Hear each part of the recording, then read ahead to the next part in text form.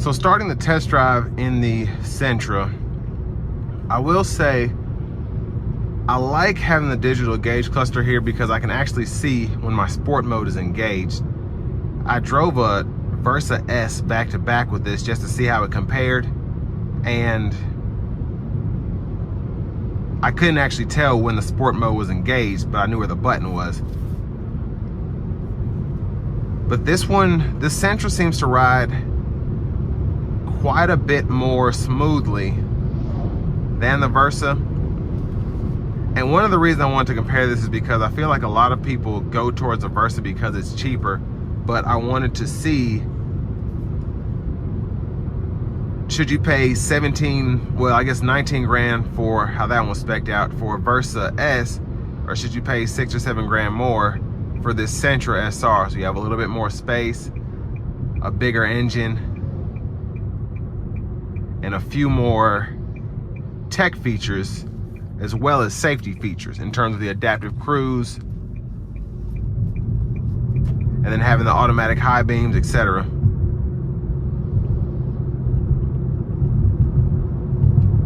But this just seems quicker.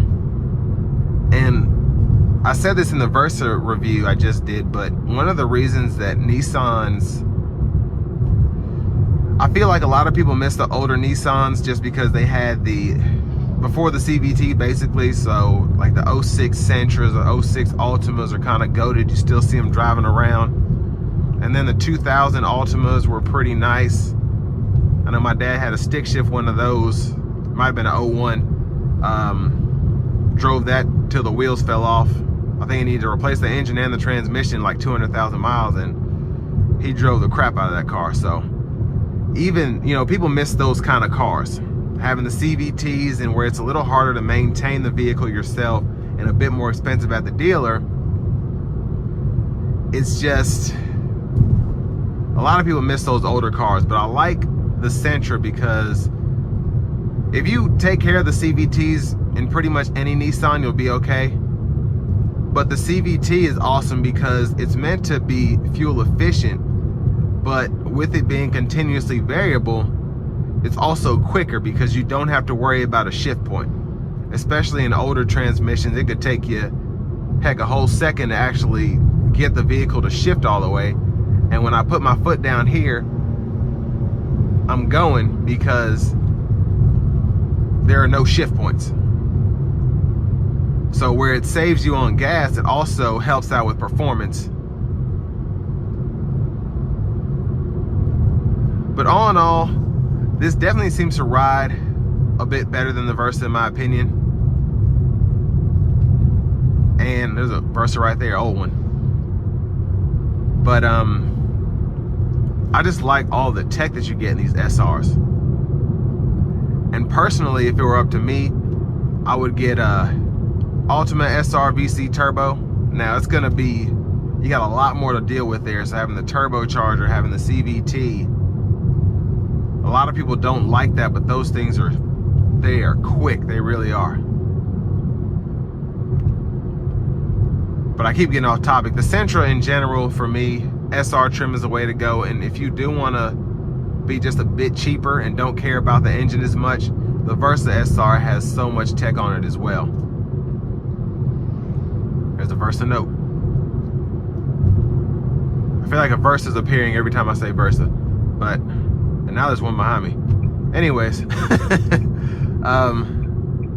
it's just, if you want to save money and you want to be cheap, the S model in the Versa and then probably the SV model in the Sentra is going to be the way to go. But if you want to have all the tech and not necessarily spend that much more money, I recommend the SRs. You get the LED lights that look fantastic. The cabins look better, and especially on this SR Premium, having the Primatex, the heated steering wheel, the heated seats, I would just go for that.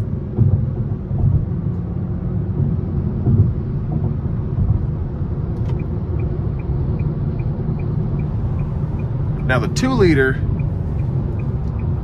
is certainly more peppy, but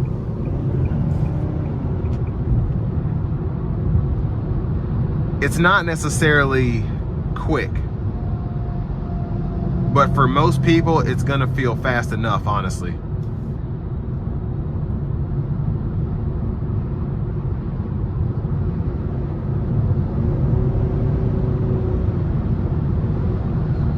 And especially at highway speeds, because you don't have those shift points, it feels much faster than it is. But I mean, you have 149 horsepower, 145 pound-feet of torque, so it's no slouch.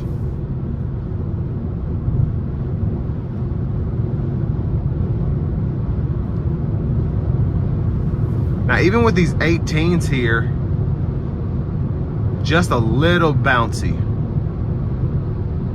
but I really can't hear the road noise as much as I can feel the tires. But still, nothing out of the ordinary here, nothing uncomfortable or anything. It's just something I'm feeling for after driving on the Versa that had 15-inch steel wheels. And the ride quality itself, I think it helps having the power lumbar, the power seat, in terms of just for if you drive on a longer trip or something, it's nice to be able to adjust that.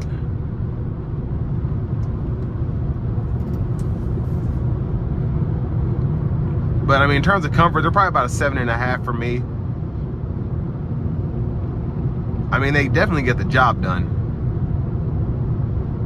But it's obviously no Buick or Mercedes or Cadillac. It doesn't ride like that. It's not meant to.